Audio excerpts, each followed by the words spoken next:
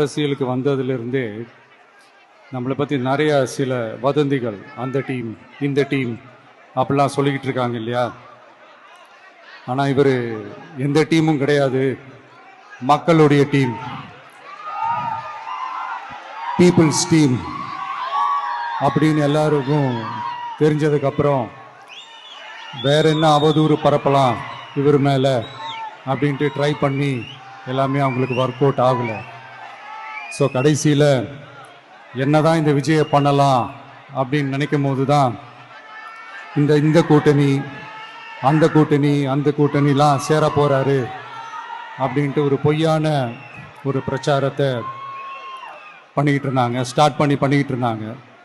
இந்த நியூஸ் எல்லாம் கேட்டு நீங்கள் கொஞ்சம் கன்ஃபியூஸ் ஆகிருப்பீங்க. அதனால் இங்கே மறுபடியும் ஓப்பனாக தெளிவாக ஒரு விஷயத்தை நான் சொல்கிறேன்.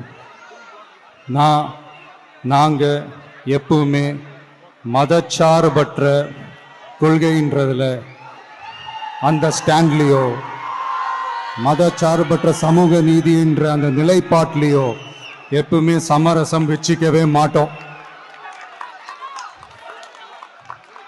நம்மளுடைய தலைமையில தான் ஆட்சி அப்படின்றதுல எப்பவுமே உறுதியாக இருக்கிறோம்.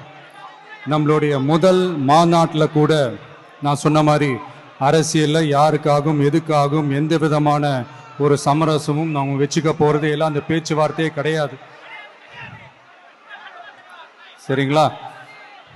அதனால் யார் என்ன அவதூறு பரப்புனாலும் தயவு செஞ்சு அதை நம்பாதீங்க. எல்லாம் வல்ல இறைவனின் அருளால் நாம நினைச்ச டார்கெட்டை நம்மளால நிச்சயமா அடைய முடியும்.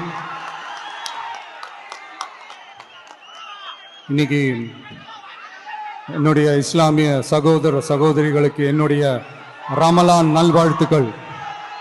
கான்ஃபிடென்ட்டா இருங்க, நல்லதே நடக்கும், வெற்றி நிச்சயம்.